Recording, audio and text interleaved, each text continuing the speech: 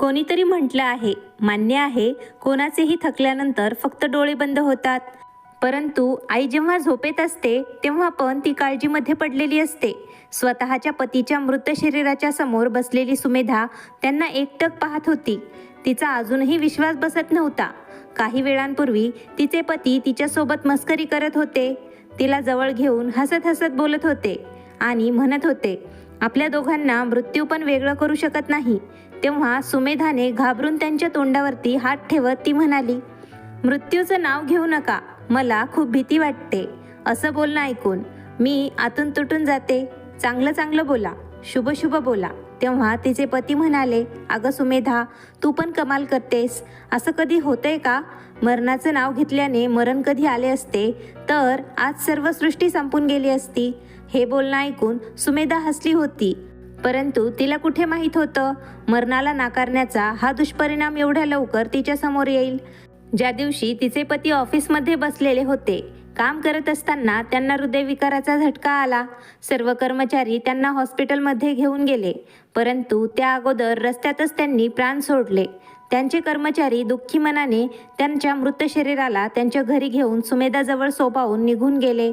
सुमेधाचे तिन्ही मुलं आश्चर्यचकित होऊन एकदा दुःखात दगड झालेल्या आईकडे पाहत होते, तर एकदा वडिलांच्या मृत शरीराकडे पाहत होते. सर्व नातेवाईक आलेले होते. ते रडत होते, परंतु सुमेधाच्या डोळ्यातील पाणी आटून गेले होते. डोळ्यात खूप प्रश्न दिसत होते. काही महिला आपापसात बोलत होत्या, बघा तर, हिच्या डोळ्यात एक पण अश्रू नाहीये. हिला पती मेल्याचं दुःखच नव्हतं, तर हिने खोटं खोटं रडली असती तरी चाललं असतं. तेव्हा जवळ बसलेली एक महिला डॉक्टर म्हणाली, हिचे रडणे खूप गरजेचे आहे, नाहीतर हिला पण हृदयविकाराचा झटका येऊ शकतो. तुम्ही सर्वजण अशी युक्ती शोधून काढा ज्याने सुमेधाचे अश्रू बाहेर यावे. 7 वर्षांचा मुलगा स्वप्नील त्याच्या आईला मिठी मारत म्हणाला, आई बघ ना, बाबा उठत का नाहीयेत आणि आपल्या घरात एवढे लोक का जमा झाले आहेत? सर्वजण रडत आहेत. आई तू काही बोलत का नाहीयेस? एवढं बोलून स्वप्नील सुमेधाच्या मांडीवर बसून खूप रडत होता. मधला मुलगा 9 वर्षाचा होता आणि मोठा मुलगा 11 वर्षांचा. त्याला मृत्यू म्हणजे काय हे समजत होतं. त्याला माहीत होतं त्याचे वडील आता या जगामध्ये राहिलेले नाहीत. त्याच्या आईचा हात धरून तो रडत म्हणाला, आई, आता बाबा आपल्यावर प्रेम करण्यासाठी कधीच येणार नाहीयेत. बाबा तर गेले आहेत आम्हाला सोडून, तू तर आम्हाला सोडून जाणार नाहीयेस ना?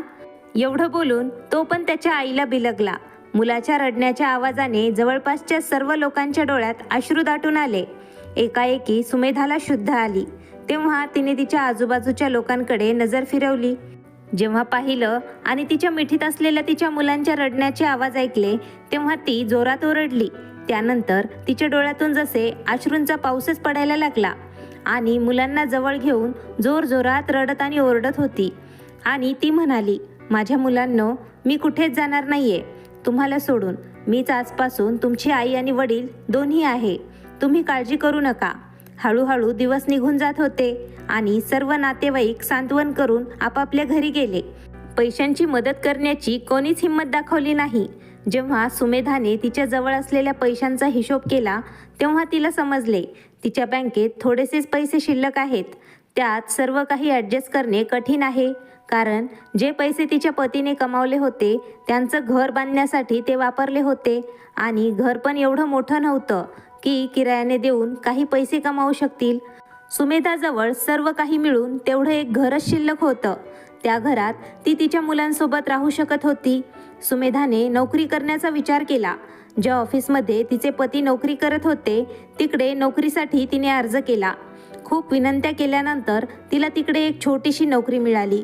जास्त सुशिक्षित नव्हती सुमेधा, फक्त 12वी पास होती. त्यामुळे नोकरी काही विशेष भेटली नाही. तिच्या पगारावरती घर भागणे अवघड झाले होते. त्यामुळे नोकरी करून घरी आल्यानंतर ती गल्लीतील लहान मुलांना ट्युशन शिकवत होती. खरं तर ट्युशन घेऊन पण तिला जास्त काही पैसे मिळत नव्हते. सर्व लोकांना कमी पैशामध्ये ट्युशन घेणारी शिक्षिका हवी होती. तिचा मोठा मुलगा अगोदरपासूनच शाळेत जात होता. त्याचे कपडे, पुस्तक आणि शाळेच्या फीसमध्ये खूप पैसे खर्च होत होते. परंतु तिच्या लहान 2 मुलांना तिने घरीच शिकवण्याचा निर्णय घेतला. अशा प्रकारे सुमेधा तिचं कुटुंब चालवत होती. सुमेधाच्या पतीने त्यांच्या नावाने एक विमा पॉलिसी काढलेली होती. त्यामुळे त्या विम्याचे तिला 2 लाख रुपये भेटले होते. परंतु त्या पैशांचा वापर करण्याव्यतिरिक्त ते पैसे तिने मुलांच्या पुढील शिक्षणासाठी राखून ठेवले. तिच्या सासरच्या घरी तिचा दीर आणि भाया पण होते. त्यांना पैशाची काहीच कमतरता नव्हती, परंतु कोणत्या नातेवाईकाने येऊन तिला पैशांची मदत केलीच नाही. परंतु सुमेधा खचली नाही. दिवस रात्र एक करून ती तिच्या मुलांसाठी पैसे कमवत होती, मेहनत करत होती. थोडा वेळ भेटायचा त्यात ती शिवणकाम करत होती. सर्व काही मिळून तिला एवढे पैसे भेटायचे की त्यात घर खर्च भागत होता. परंतु जसे जसे मुलं मोठे होत गेले, घर खर्च वाढत गेला. दिवसेंदिवस महागाई वाढत जात होती. मुलांचं भविष्य घडवण्याच्या विचारात तिने स्वतःवरती लक्षच ठेवले नाही. स्वतःच्या मुलांना पौष्टिक आहार देण्याचा ती प्रयत्न करत होती, परंतु स्वतः काहीच खात नव्हती आणि मुलांना पण माहीत नव्हतं त्यांची आई अर्धवट राहिलेलं शिल्लक शिळं अन्न खाऊन झोपी जाते. याचा परिणाम असा झाला, सुंदर दिसणाऱ्या सुमेधा एकदम विद्रूप बनून राहिली. पौष्टिक आहार न भेटल्यामुळे आणि सदैव चिंतेत राहिल्यामुळे ती कमी वेळात वृद्ध दिसायला लागली होती. तरी तिला स्वतःची काहीच चिंता नव्हती. तिन्ही मुलं शिक्षणात अतिशय हुशार होते. सुमेधाला तिच्या मुलांना कोणत्या तरी पदावरती कार्यरत करून तिच्या पतीचं स्वप्न पूर्ण करण्याचा पुरेपूर प्रयत्न करत होती. तिचे पती नेहमी म्हणत होते, सुमेधा, आपण आपल्या मुलांना असं बनवायचं, त्यांना पाहून लोकांसाठी ते एक आदर्श होतील. वेळेनुसार तिन्ही मुलं तरुण झाले. अडचणींना तोंड देत असताना सुमेधाने तिन्ही मुलांना अशा प्रकारे घडवले, त्यांना चांगली नोकरी मिळाली. सुमेधा याच गोष्टीने समाधानी होती. तिने तिच्या पतीची इच्छा आज पूर्ण करून दाखवली. तिचा मोठा मुलगा एका मोठ्या कंपनीचा मालक झाला होता.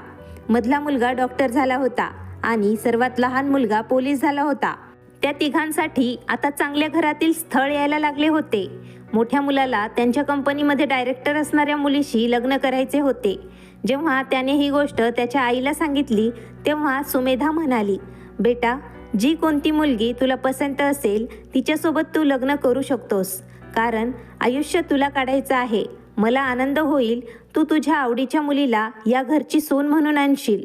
हे सर्व बोलणं ऐकून मोठा मुलगा सुशीलने त्याच्या कंपनीत डायरेक्टर पदावर असणाऱ्या मुलीसोबत लग्न केलं. आता सुमेधा हाच विचार करून आनंदी झाली होती. तिच्यासोबत तिच्या मदतीला कोणीतरी येणार आणि त्यानंतर सुमेधा तिच्या जबाबदारींपासून मोकळी होईल. परंतु तिच्या सर्व इच्छांवरती विरझण पडले होते. सुमेधाच्या सुनेचे नाव नम्रता होते, परंतु ती तिच्या नावाच्या विरुद्ध होती. ती नम्र अजिबात नव्हती, उलट कारल्यासारखी कडू होती. घरात येताच तिने सुमेधावरती आदेश सोडायला चालू केले. तिला तिच्या सासूचे कोणतेच काम आवडत नव्हते. नम्रता नेहमी तिच्या सासूला म्हणत होती, तुम्हाला कोणत्या कामाची माहितीच नाहीये. कधी म्हणतात तुमचं वय झालं आहे, पण चांगला स्वयंपाक तुम्हाला बनवता येत नाही. आमच्या घरात नौकरसुद्धा तुमच्यापेक्षा चांगला स्वयंपाक बनवतात. लोक बोटं चाटत राहतात त्यांच्या हातचा स्वयंपाक खाऊन. दररोज अशा प्रकारचे टोमणे ऐकून सुमेधा तिच्या सुनेला एके दिवशी म्हणाली, मुली, जर तुला माझ्या हाताचे जेवण आवडत नसेल तर एक चांगला स्वयंपाक करणारा नौकर तू ठेवू शकतेस. तुला स्वयंपाकाबद्दल काहीच तक्रारच राहणार नाही. एवढं बोलणं ऐकून सून नम्रता जोरात ओरडली, काय अर्थ आहे तुमच्या बोलण्याचा? चांगला स्वयंपाक करणारा नौकर ठेवायचा? जर तुम्हाला स्वयंपाक बनवता येत नाही तर असं म्हटल्यास कमीत कमी प्रयत्न करू शकता ना तुम्ही. मलाच ऐकवत आहात. नौकर ठेवण्यासाठी पैसे खर्च होतात नाही का? कोण देणार आहे त्यांना पैसे? तुम्ही, जिच्याजवळ दमडी नाहीये. आम्ही दिवसरात्र मेहनत करून पैसे कमावतो, रिकामं बसून भाकरी खात नाहीयेत. स्वतःच्या सुनेचे कडू बोलणे ऐकून सुमेधा थक्क झाली. दिवसरात्र ती कामात व्यस्तच असायची, तेव्हा कोणीच तिला एवढं पण म्हणत नव्हतं. आई, तू थकली असशील, थोडा वेळ आराम कर. कित्येक वेळा तिच्या पतीसमोर नम्रता तिच्या सासूचा अपमान करत होती, परंतु तिला रागावणे तर लांबच. मुलगा फक्त एका बघणाऱ्या माणसाची भूमिका घेत होता. सुमेधा मनातल्या मनात विचार करत होती, याच मुलांसाठी मी काय काय केलं नाही आणि काय काय सोसलं नाही, किती काही सहन केलं, परंतु आज मला हेच माझे मुलं अशी शिक्षा देत आहेत. कसं काय माझं रक्त पांढरं पडलं. सुमेधाचं मन तुटून गेलं, परंतु मनातील एका कोपऱ्यात एक अपेक्षा होती. जेव्हा मधव्या मुलाचं स्वप्नीलचं लग्न होईल तेव्हा त्याची पत्नी नक्कीच चांगली येईल. ती त्यांच्या स्वप्नावरती झालेल्या जखमांना मलम लावेल. तिला विश्वास होता देव एवढा निष्ठुर नसू शकतो. परंतु जेव्हा दुसरी सून सोना आली तेव्हा सुमेधाचा विश्वास तुटून गेला. कारण सोना पण नम्रतापेक्षा कमी नव्हती. सोना एक मॉडर्न मुलगी होती. तिला तिच्या सासूसोबत राहणे आवडत नव्हते आणि घरातील काम करणे पण आवडत नव्हते. तिला तर तिच्या सासूचे कपडे पाहून संताप यायचा, कारण सोनाला ते तिच्या स्टँडर्डप्रमाणे वाटत नव्हती. एका दिवशी घरी सोनाच्या मैत्रिणी आल्या होत्या आणि मस्करी विनोद चालू होते. तेव्हा सुमेधा त्यांच्या समोरून गेली. सोना त्यावेळी काही म्हणाली नाही, परंतु जेव्हा तिच्या मैत्रिणी गेल्या तेव्हा ती तिच्या सासूवरती तुटून पडली. काय गरज होती तुम्हाला माझ्या मैत्रिणींच्या समोर येण्याची? सर्वांना तुम्ही माझ्या घरातील मोलकरीण आहात असे वाटले होते. जर त्यांना समजले असते तुम्ही माझ्या सासूबाई आहात, तेव्हा माझी काय प्रतिष्ठा राहिली असती त्यांच्यासमोर? किती हसू झाले असते माझे. तुम्हाला अंदाज आहे का या गोष्टीचा? मी एवढी मॉडर्न असून अशा गावढळ सासूजवळ राहते, हे पाहून माझी प्रतिष्ठा किती कमी झाली असती. जेव्हा माझ्या ओळखीतल्या कोणी पण घरी आल्या असतील तेव्हा तुम्ही स्वयंपाकघरातून बाहेर येत जाऊ नका. सर्व काही तयार करून ठेवत जा. नौकर बाहेर घेऊन येईल. हे सर्व काही सोना तिच्या पतीच्या स्वप्नीलच्या समोर म्हणाली होती. सुमेधा मनातल्या मनात विचार करत होती, स्वप्नील आता त्याच्या पत्नीला समजावून सांगेल, माझ्या आईचा आदर करत जा. परंतु या उलट त्याच्या आईला तो म्हणाला, आई, सोना बरोबर बोलत आहे. तुम्हाला आमच्या स्टँडर्डबद्दल लक्षात ठेवायला पाहिजे. ज्या प्रकारे तुम्ही वावरत असता, ज्या प्रकारचे तुम्ही कपडे घालतात, त्यात तुम्ही एक मोलकरणीपेक्षा वेगळ्या काही दिसत नाहीयेत. आज सुमेधाला तिच्या संस्काराची लाज वाटत होती. तिच्या मनात आले, ओरडून तिच्या मुलाला म्हणावं, कधी एक साडी तरी आणून दिली आहेस का मला? कधी काही खरेदी करण्यासाठी थोडेफार पैसे तरी दिले आहेस का? जे काही माझ्याजवळ होतं ते सर्व मी तुम्हाला मोठं करण्यामध्ये खर्च केलं. अगोदर ट्युशन घेत होते, आता तर तुम्ही मला ते पण करू देत नाहीत. कारण तुमच्या प्रतिष्ठेला धक्का लागेल ना. त्यातल्या त्यात दिवसभर मी काम करते तेव्हा पण डोळ्यात सलत असते, आणि काम नाही केलं त्यात पण तुझ्या पत्नीला त्रास होईल. हे घर माझ्या नावावरती आहे. त्यात तुम्ही तिघांनी 3 मजले चढवले, परंतु तरीही मला राहण्यासाठी एक रूमसुद्धा तुम्ही दिली नाही. माझी बाज तुम्ही अंगणात टाकली आहे. कोणाला या गोष्टीची जाणीव पण नाहीये. थंडीच्या दिवसात माझी काय अवस्था होत असेल. सुमेधा मनातल्या मनात या सर्व गोष्टी बोलत होती, परंतु तिची हिंमत नव्हती कोणाला काही बोलण्याची. हिंमत करणार तरी कशी? ज्या परिस्थितीमधून ती जात होती तिची परिस्थिती त्यापेक्षा जास्त बिकट झाली असती. सुमेधाच्या सर्वात लहान मुलाने सुद्धा त्याच्या आवडीच्या मुलीशी लग्न केले आणि वेगळे घर घेतले. नुसत्या शब्दांनी पण ते दोघं म्हणाले नाहीत, आई, काही दिवस तू आमच्यासोबत राहायला चल. एक चांगलं भविष्य असावं या अपेक्षेने ती एवढे दिवस जगत होती. ती अपेक्षा पण आता संपली होती. म्हटले जाते, दुःखाच्या रात्रीनंतर परत सुखाची सकाळ किरणांना घेऊन येते. परंतु तिच्या आयुष्यात रात्रीचा अंधार संपण्याचं नावच घेत नव्हता. तिचं शरीर दिवसेंदिवस कुमकुवत होऊ लागलं. अतिशय थंडीच्या दिवसात भांडे धुतल्यामुळे तिला खोकला येऊ लागला. आता सुमेधा रात्रभर खोकलत होती, परंतु कोणाला तिचं काहीच पडलं नव्हतं आणि कोणाला काही गरज पण वाटत नव्हती की आईला डॉक्टरांकडे नेऊन आणावे. सुना तर परक्या होत्या, परंतु तिच्या मुलांनी पण तिच्याकडे पाहणे बंद केले होते. सुमेधा हा विचार करून त्रस्त होती, पुरुष तर निर्दयी असतात, परंतु एक स्त्री दुसऱ्या स्त्रीबद्दल एवढी कशी निर्दयी असू शकते? ती विचार करत होती. वेळेचे चक्र फिरत होते. समाजात वेगवेगळे बदल होत आहेत. जुन्या पद्धती आणि जुन्या परंपरा बदलत जात आहेत. त्यांची जागा तथाकथित मॉडर्न विचारांनी घेतली आहे. कौटुंबिक नाते आणि नैतिकता जसे मुलांसाठी काही महत्त्वाचेच राहिले नाही. जनरेशन व्हायरस अशा प्रकारे पसरला आहे, त्यामुळे आई वडील आणि मुलगा अशा नात्यांमध्ये एक क्रॅक पडत चाललेला आहे. अशा अवस्थेत घरातील वृद्ध माणसं कुठे जाणार आहेत? का अशा प्रकारे ते तीळ मरत राहतील? आता सुमेधाची अवस्था अशी झाली होती, तिला आता जगण्याची इच्छाच राहिली नव्हती. दोन्ही मुलं सुशील आणि स्वप्नीलने त्यांचं घर चांगलं सजवलं होतं. पैशांची काहीच कमतरता नव्हती, परंतु स्वतःच्या आईसाठी एक पैसा खर्च करणे त्यांना योग्य वाटत नव्हते.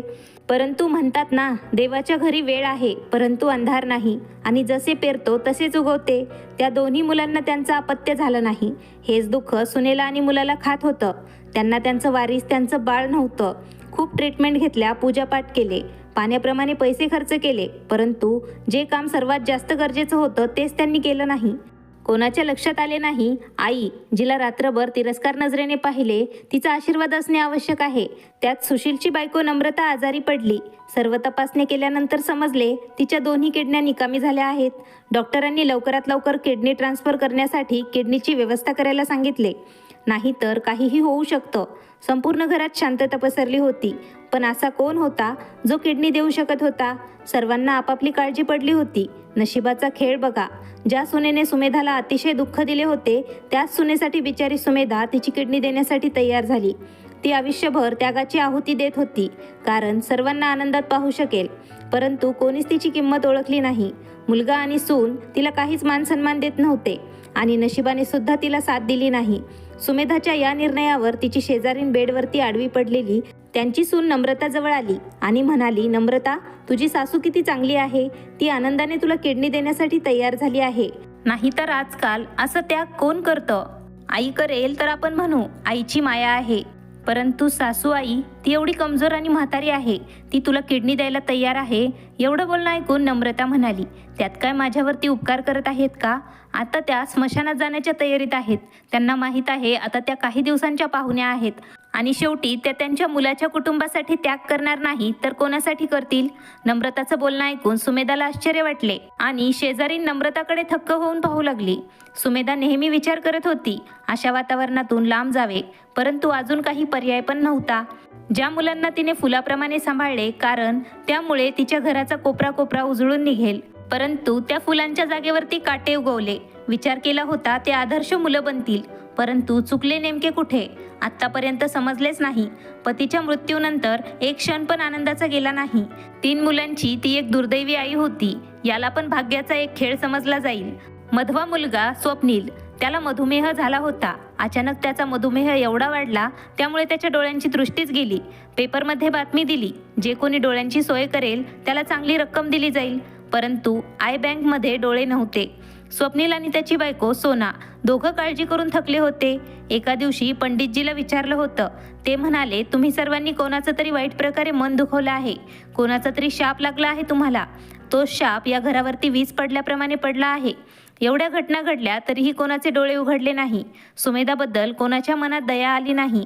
ती जेवढं दुसऱ्यांच्या मनात प्रेम निर्माण करण्याचा प्रयत्न करत होती, तेवढं ती सर्वांपासून लांब जात होती. माहीत नाही का, तिच्या पवित्र प्रेमाला तिचा मुलगा आणि सून का पाहू शकले नाही. स्वतःच्या मुलाला आणि सुनेला अशा मानसिक स्थितीमधून जाताना पाहून सुमेधाला सहन झाले नाही. तिच्या समोर तिची एक सून किडनीच्या आजाराने मरणासोबत खेळत होती आणि दुसरा मुलगा त्याच्या डोळ्यांची दृष्टी गमावून बसला होता. ही सर्व गोष्ट लक्षात आल्यानंतर सुमेधाने एक निर्णय घेतला. ती तिची एक किडनी तिच्या सुनेला दान करेल आणि एक डोळा तिच्या मुलाला दान करेल. परंतु डोळे दान करण्याबद्दल डॉक्टर म्हणाले, एक जिवंत माणूस त्याचे डोळे दान करू शकत नाही. आणि किडनी दान करताना चेक केलं तेव्हा समजलं सुमेधालाच एक किडनी होती, त्यामुळे किडनी दान करू शकत नव्हती. डॉक्टर म्हणाले, आई तुम्हाला एकच किडनी आहे, ती काढल्यामुळे तुमचा मृत्यू होऊ शकतो आणि आम्हा डॉक्टरांचे काम जीवन वाचवणे आहे, जीव घेणे नाही. जिवंत व्यक्ती डोळे पण दान करू शकत नाही असे समजल्यास सुमेधा नाराज झाली. जगण्याबद्दल तिची अपेक्षा अगोदरच संपली होती, कारण जशा प्रकारे ती जगत होती मृत्यू त्यापेक्षा चांगली असू शकते हा विचार करून एक युक्ती सुचली. आत्तापर्यंत ती आहुती देत आली होती, परंतु कोणाला तिची किंमत समजली नाही, कोणाला तिच्या त्यागाचा भास सुद्धा झाला नाही. तिच्या कुटुंबातील सदस्यांमधील कोणीच तिला सन्मान आणि मान देऊ शकलं नाही. असं जगून तरी काय फायदा? तिने एक निर्णय घेतला, परंतु या निर्णयाला दिशा दाखवण्यासाठी तिने एक पत्र लिहिले. पत्र लिहून झाल्यास तिने जवळ पडलेल्या झोपेच्या गोळ्यांची बॉटलकडे नजर फिरवली. दुसऱ्या दिवशी जेव्हा सुमेधा तिच्या बेडवरून उठली नाही, तेव्हा घरातील सर्व लोक चिंतेत पडले होते. नेहमी सर्वात अगोदर उठणारी आई आज का उठली नाही? जेव्हा मोठा मुलगा सुशीलने तिला हलवण्याचा प्रयत्न केला, तेव्हा त्याच्या आश्चर्याला जागाच उरली नाही. त्याची आई कायमस्वरूपी झोपली होती. जवळ ठेवलेल्या पत्रावर त्याचं लक्ष गेलं. सुशीलने ते पत्र पाहिलं. त्यात जे लिहिलं होतं ते वाचून तो स्तब्ध एका जागेवर खाली बसला. पत्रात लिहिलं होतं, माझ्या प्रिय मुलांनो, तुमच्यासाठी मी आयुष्यभर त्याग करत होते, परंतु तुमच्यातील कोणालाच त्याची जाणीव झाली नाही. कित्येक वेळा मी त्याग आणि माझ्या इच्छांची आहुती दिली. खरंच विचार केला तर मी माझ्या आयुष्यात जेवढ्या इच्छांची आहुती दिली त्यात माझी एकच इच्छा होती, मी तुम्हा सर्वांना आनंदात ठेवू शकेल. परंतु हे माझ्या नशिबाचा खेळ होता. मी नेहमी अयशस्वी झाले. तुमच्या मनात माझ्याबद्दल जरा पण भावना निर्माण करू शकले नाही. आता तर माझ्याजवळ काही शिल्लक राहिलं नव्हतं आहुती देण्यासाठी. त्यामुळे विचार केला काय करावं. त्यामुळे तुमचं आयुष्य चांगलं व्हावं आणि तुम्ही माझ्या प्रेमाला नाटक समजू नये. त्यामुळे आज मी शेवटचा त्याग करत आहे. हेच माझा शेवटचा त्याग असेल आणि पूर्ण त्याग असेल. कारण माझ्या आत्म्याला आता शांतता भेटेल आणि तुम्हा लोकांना माझ्या त्याग आणि आहुतीची थोडीफार जाणीव होईल. तुम्हाला मोठं करत असताना माझी झोळी रिकामी झाली आहे. आता माझ्याजवळ काहीच शिल्लक राहिलं नाहीये. हो, फक्त हा जीव राहिला आहे. त्याचा त्याग करून या जगापासून मी निरोप घेत आहे. आयुष्यभर माझं मन प्रेमासाठी त्रस्त होतं, स्वतःच्या मुलाच्या प्रेमांसाठी तडपत होतं. परंतु आता मी थकले आहे. माझी आत्मा आता नेहमीसाठी तुम्हाला आणि या शरीराला सोडून जात आहे. मला वाटत आहे माझी किडनी माझ्या सुनेला नम्रताला देण्यात यावी. ती तिचं आयुष्य आनंदात घालवू शकेल आणि माझे दोन्ही डोळे माझा गोड मुलगा स्वप्नीलला लावण्यात यावे. त्यामुळे तो त्याच्या जगण्याचा आनंद घेऊ शकेल. मी खूप प्रयत्न केला, परंतु माझ्या जिवंतपणी कोणता डॉक्टर माझी किडनी घ्यायला तयार नव्हता आणि डोळे पण. त्यामुळे मी हा निर्णय घेतला आहे, कायमस्वरूपी मी या जगाला सोडून निघून जावं. माझ्या या निर्णयाची जबाबदार मी स्वतः आहे. देव तुम्हा सर्वांना आनंदात ठेवो. पत्र वाचत असताना सुरेशच्या डोळ्यात अश्रू आले. पत्र वाचन झाल्यानंतर त्याच्या लक्षात आले त्याच्या हातातून किती मोठा गुन्हा झाला आहे. त्याच्या ज्या आईचा आयुष्यभर त्यांनी काहीच आदर केला नाही, आज त्याच आईने सुनेच्या आणि मुलाचा जीव वाचवण्यासाठी स्वतःच्या जीवाचा त्याग केला. आज एक प्रेमळ आईने तिच्या प्राणाची आहुती दिली होती. आज सुरेश पश्चाताप करत ढसाढसा रडत होता. परंतु या पश्चातापासाठी आता खूप उशीर झाला होता. मित्रमैत्रिणींनो, हे सांगण्याची गरज नाही. आई वडील आपल्या आयुष्यात किती मौल्यवान असतात. त्यामुळे ते आहेत तोपर्यंत त्यांची सेवा करा, कारण जेव्हा ते निघून जातील तेव्हा काहीच करू शकणार नाहीत. मित्रमैत्रिणींनो, तुम्हाला आजची कथा आवडली असेल तर व्हिडिओला लाईक करा आणि नवीन असाल तर चॅनलला सबस्क्राईब करा. धन्यवाद. आभारी आहोत.